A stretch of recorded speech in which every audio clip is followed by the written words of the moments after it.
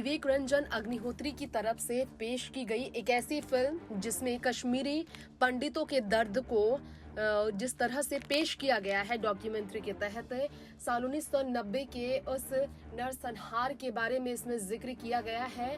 जिस तरह से कश्मीर में नफरत फैलाने वालों ने, अलगाववादियों ने, आतंक पुलिस ने किया, इस पर लगातार सवाल खड़े हो रहे हैं क्योंकि जिस तरह की बर्बरता सही थी कश्मीरी पंडित ने, वहां पर उन्हें जगह न देने के लिए, वहां से उनका रास्ता बाहर कर देने के लिए, कश्मीर से हिंदुओं का रास्ता बाहर करने के लिए इस तरह की बर्बरता की गई थी।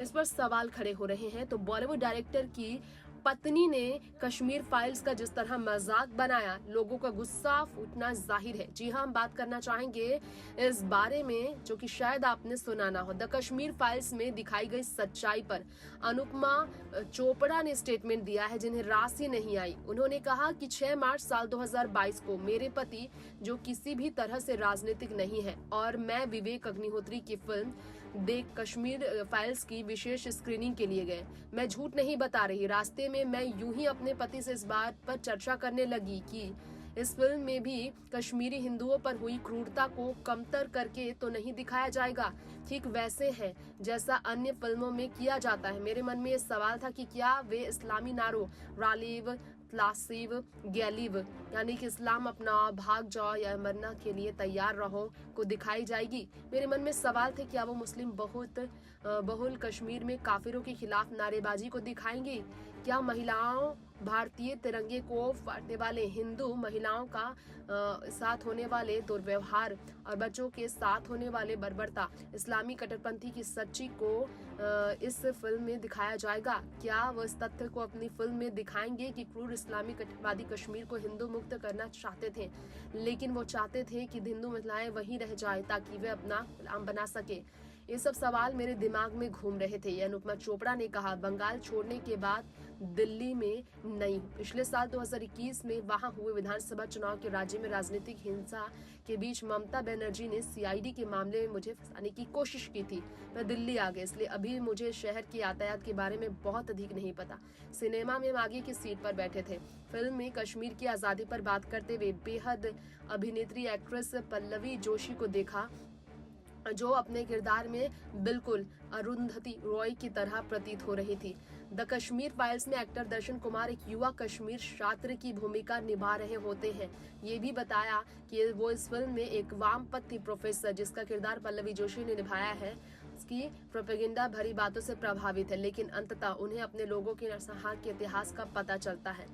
इस बारे में अनुपमा चोपड़ा का कहना है कि उन्होंने ओपन इंडिया ज्वाइन किया था, तब उनका काम लिखना था, और आज जो वो कर रही हैं वो उनके कार्यों का ही परिणाम है जिसके बारे में उन्होंने सोचा भी नहीं था। जिंदगी को बनाए रखने के लिए हल्के मानसिक उन्माद के साथ साथ थोड़ा क्रोध भी आवश्यक होता है। झूठ फैलाए जाने पर गुस्सा आता है। हिंदुओं के साथ हो रहे बर्बरता पर किसी का ध्यान ही नहीं जाता। कट्टरपंथी इस्लामवादियों की हिंसा के सामने देश घुटने टेकने लगा है। वो लोग सड़कों पर उतरकर चिल्लाते हैं, गुस्ताख रसूल की एक ही सजा, सल्तन से जुदा। हाँ, इसके लिए अंग्रेजी का ज्ञान, सच को जानने की भूख और जुनून होना चाहिए। इन सबसे बढ़कर गुस्सा होना चाहिए। ये वो गुस्सा है जो हिंदू धर्म और देश के प्रति अपने प्यार से निकला है। इस कार्य में आगे बढ़ने की प्रेरणा देते रहता है। इस पर खुल कहती हुई अनुपमा चोपड़ा ने कहा कि मेरे एक मित्र हैं, उनका भी विचार था। असल में द कश्मीर फाइल्स देखने के कुछ दिनों बाद जब हम मिले तो वास्तव में इसने हमारे जुनून को क्रोध का टॉपअप किया। फिल्मों की समीक्षा बहुत कठिन कार्य होती है। अपने पाठकों को इस बारे में बताना तो चाहते हैं, लेकिन उन्हें सब कुछ बताते हैं नहीं बताते। द कश्मीर फाइल्स की कहानी बहुत ही आसान है। इसमें कश्मीरी हिंदुओं की उस व्यथा को बताया गया है जो कि उन्हें इस्लामी आतंकियों ने दिया था। यही उनका सच है। इसमें कश्मीरी हिंदुओं की उनसे लथपथ कहानियों को कैंपस की राजनीति से जोड़कर दिखाया गया, जो आज हम देखते हैं। फिल्म में हिंदुओं के साथ हुई बर्बरता को काल्पनिक तौर पर चित्रित किया गया। फिल्म में इस बात को बड़े ही जीवंत तरीके से दिखाया गया कि किस तरह की चालाकी और धूर्तता के साथ युवा पुरुषों और महिलाएं ब्रेन वॉश कर उन्हें ये विश्वास दिलाया जाता है कि कश्मीर में किसी भी तरह का नरसंहार हुआ ही नहीं था। ऐसे में बिना किसी कारण के हिंदू ये जगह छोड़कर चले गए। बीते 30 सालों से इसी कहानी को राजनेताओं के द्वारा दोहराया जा रहा है। कश्मीरियों के साथ हुई बर्बरता की कहानी कहानी को फ्लैशबैक में समझाया गया है। जब आप सिनेमा में द कश्मीर फाइल्स को देखेंगे तो आपको ऐसा महसूस होगा कि आप हिंदुओं के साथ हुए नरसंहार के साक्षी हैं। विवेक अग्निहोत्री ने एक दृश्य जम्मू कश्मीर में पुलवामा जिले के शोपिया के पास नर्दी मर्ग गांव का दिखाया है, जहां कट्टरपंथी इस्लामी आतंक हिंदुओं को एक एक कर पॉइंट ब्लैंक रेंज से खत्म करते हैं। सीन को दौरान थिएटर में पिन ड्रॉप साइलेंस होता है कि करके जिस तरह का नरसंहार हुआ है। साल 2003 की वो कयामत की रात थी जब सेना की वर्दी में आए आतंकियों ने 24 हिंदुओं को खत्म किया था। एक आतंकी कहता है ये बच्चों को चुप करा वरना खत्म कर देंगे। ऐसे में उनकी बेटी की तस्वीर सहज ही उनकी आंखों के सामने आ गई। वो बहुत बुरी तरह से रोई हैं। फिल्म में एक ऐसे ही विजुअल आता है जिसमें एक महिला को जबरदस्ती उनके पति के उनसे सना हुआ चावल खाना पड़ता है। साल 1990 की ये घटना है और इसके अलावा बहुत ही दर्दनाक घटना इसमें ये भी दिखाया गया है, दिल दहला देने वाला, किस तरह से गिरिजा टिक्कू को लेकर कहानी पेश किया गया। आतंकवादी कई दिनों तक गिरिजा टिक्कू के साथ गंदी हरकत करते हैं और इसके बाद उन्हें छुपा कर रखते हैं। फिल्म समाप्त हुई और फिर 3 मिनट तक हर व्यक्ति जैसे तैसे बैठे रहे। वहां पर एकदम शांति छाई हुई थी। इसलिए नहीं लोग टेक्नीशियन को उनके नामों को पढ़ने का सम्मान दे रहे थे, इसलिए क्योंकि इतने भयावह हालात देखने के बाद सभी को संभलने के लिए कम से कम 3 मिनट का समय चाहिए था। इन लोगों में से एक मैं भी थी। ये कहना था अनुपमा चोपड़ा का। दर्शक बाहर निकलने के बाद हड़कंप मचा रहे हैं। आश्चर्य हुआ होगा किसी को कि फिल्म क्रिटिक अनुपमा चोपड़ा ऐसी चीज से प्रेरित हुई। इन्होंने इसकी इतनी निरस समीक्षा की है। साल 1990 में हुए नरसंहार को भी नकार दिया। अनुपमा चोपड़ा द्वारा की गई कश्मीर फाइल्स की समीक्षा की बात की जाए तो 6 पैराग्राफ में समीक्षा रिपोर्ट को प्रकाशित किया।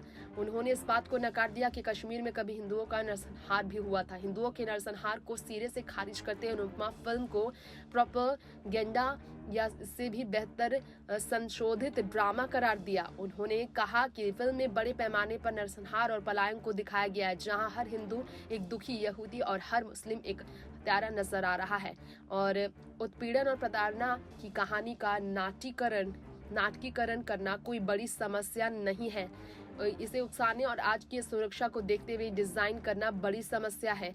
इसमें शिक्षा कम है और एक डिफेंसिव राजनीतिक बयान व फिल्म के तौर पर कमरे के अंदर की जाने वाली बहस अधिक है। फिल्म की समीक्षा में आगे लिखा गया ये भी अनुपमा की तरफ से कि अगर मैं फिल्म के बारे में कही जा रही बातों को मान भी लेती हूँ तो भी फिल्म निर्माण के दौरान वर्तमान माहौल से लाभ उठाने वाले कारनामा तो किया ही गया है।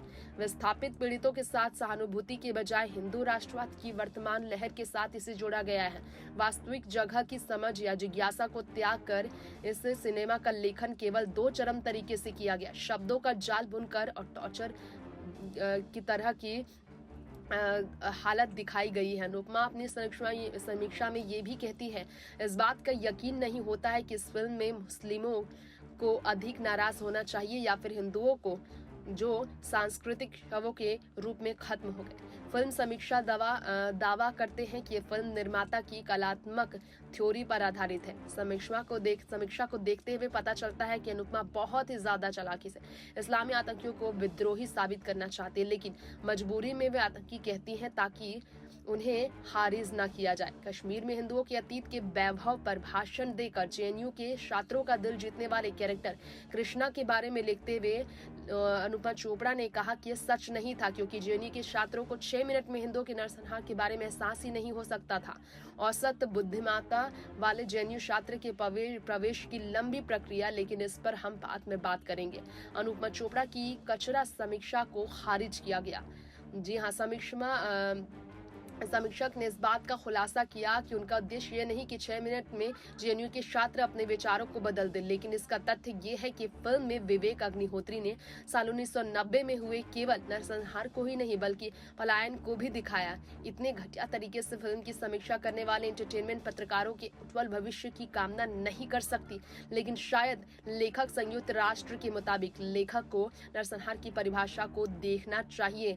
नरसंहार को अनुच्छेद 2 में परिभाषित परिभाषित किया गया, जबकि कोई कार्य किसी राष्ट्रीय, जातीय, नस्लीय या धार्मिक समूह को पूरी तरह से आंशिक रूप में खत्म करने के इरादे से किया गया तो वह नरसंहार होता है।